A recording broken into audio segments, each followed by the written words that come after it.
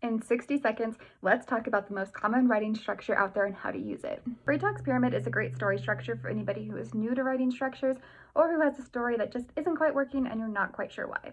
We start with the exposition, which means that early part of the story that introduces us to the characters, the world that they're in, and maybe a little bit about what the story is going to be about. Then we hit that inciting incident, which is that turning point for your story. It's the defining moment of your story.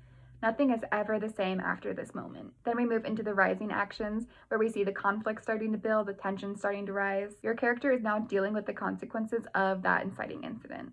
And then we have the climax of your story, where the conflict is confronted. This is the most exciting part of your story. Then we have the falling actions, which is where that conflict kind of starts to wind down and we see the aftermath of the conflict. Then the resolution is where things start to get wrapped up. The story ends and we see a happy ending for the characters. Or not. For a more in-depth look at this story structure and a few others, you can check out my most recent YouTube video all about story structures.